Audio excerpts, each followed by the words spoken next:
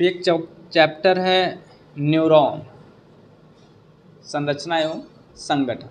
Neuron के बारे में ये पूरा चैप्टर है कि न्यूरॉन काम कैसे करता है।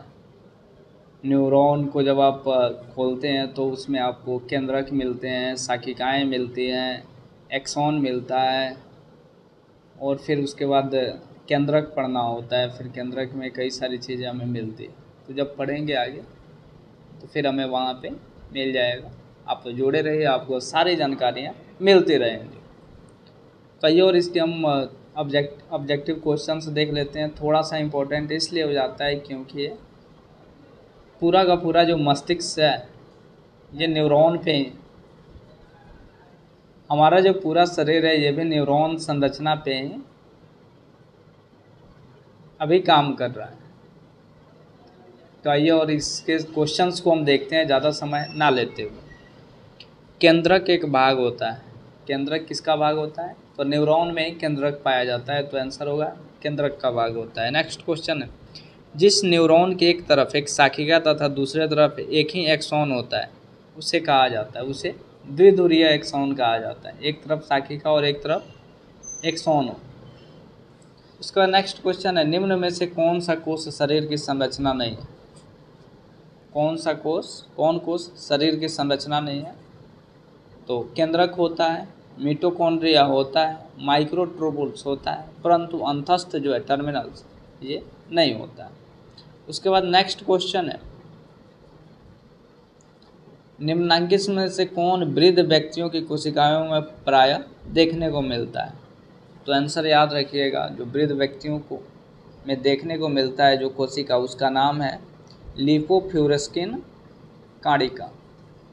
उसके बाद नेक्स्ट क्वेश्चन है, केंद्रक में क्या पाया जाता है? तो केंद्रक में गुणसूत्र और न्यूक्लियोलस पाया जाता है। केंद्रक में गुणसूत्र और न्यूक्लियोलस पाया जाता है। उसके बाद और उसमें मेम्ब्रेन भी पाया जाता है और भी कई सारी चीज़ें हैं जो वहाँ पे पाई जाती है। नेक्स्ट क्वेश्चन है, तंत्रिका आवेग की उत्पत्ति कहाँ से होती है? तंत्रिका आवेग एक्सॉन टीला से होती है। ये जो टीला होता है, एक्सॉन होता है, ये एक तरह सा पट्टी सा होता है, उसमें छोटी सी उसके पार्ट्स होते हैं और ये काफ़ी तेज़ी से शरीर में एक्सॉन ये तंत्रिका आवेग को, जो खास करके जो चीज़ें हमारे समझ में होती है या फिर जो हमारे सूचना होता है वो बहुत तेज़ी से प्रसारित करते हैं। नेक्स्ट क्वेश्चन है, कोलेटरल का संबंध निम्न में से किससे होता है? कोलेटरल का संबंध एक्सॉन से होता है। नेक्स्ट क्वेश्चन है, सूत्रयुग्मीय दरार का पता सबसे पहले किसने लगाया था? आंसर होगा चार्ल्स सेरिंगटन। नेक्स्ट क्वेश्चन है, एक्स्ट्रोसाइट पाए जाते हैं। एक्स्ट्रोसाइट केवल तंत्रिका तंत्र में ही पाए जाते हैं, केंद्रीय तंत्रिका तंत्र में। नेक्स्ट क्वेश्चन है, श्वान कोशिका एक प्रकार है। श्वान कोशिका जो होता है ये ग्लिया का एक प्रकार होता है। श्वान कोशिका ग्लिया का एक प्रकार होता है, इसको आप थोड़ा सा याद रखिएगा। नेक्स्ट क्वेश्चन, निम्न में से कौन रक्त मस्तिष्क अवरोध के रूप में काम करता है? रक्त मस्तिष्क अवरोध यानी रोकने का काम, तो आंसर होगा एस्ट्रोसाइट। नेक्स्ट क्वेश्चन है, माइलिन शीथ के उत्पादन की जवाबदेही किस पर होती है? माइलिन शीथ के उत्पादन की जवाबदेही ग्लिया पे होती है। नेक्स्ट क्वेश्चन है, जब न्यूरॉन आराम की अवस्था में होता है तो आंसर थोड़ा याद रखिएगा, थोड़ा लंबा होने वाला। न्यूरॉन झिल्ली के भीतर ऋणात्मक आयन अधिक और धनात्मक आयन कम होता है। जब आराम की अवस्था में होगा तो ऋणात्मक आयन अधिक हो जाते हैं और धनात्मक आयन कम होते हैं, परंतु जब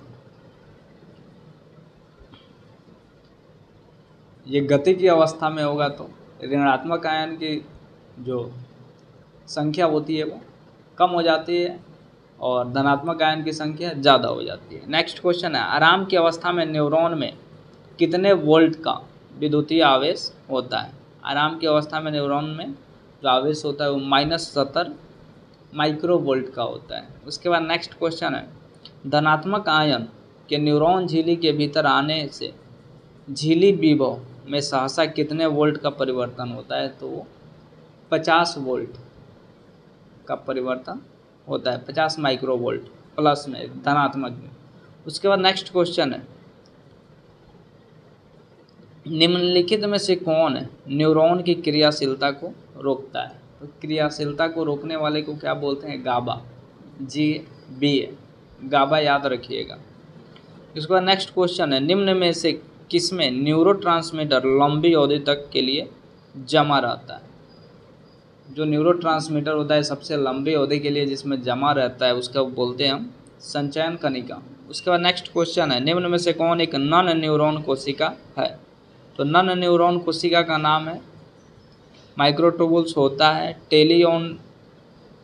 टेलियोड्रेंडिया होता है और कोलेट्रल होता है, लेकिन जो नहीं होता है उसका नाम है ओलिगोडेंड्रोसाइट।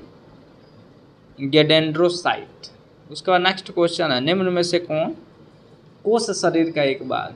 कोष शरीर का एक भाग, आंसर होगा मिटोकॉन्ड्रिया। मिटोकॉन्ड्रिया ये कोष शरीर का एक भाग होता है। और एक्सॉन अंतस्थ, तो ये न्यूरॉन का भाग होता है। तो ये था हमारा चैप्टर नंबर 2, न्यूरॉन संगठन और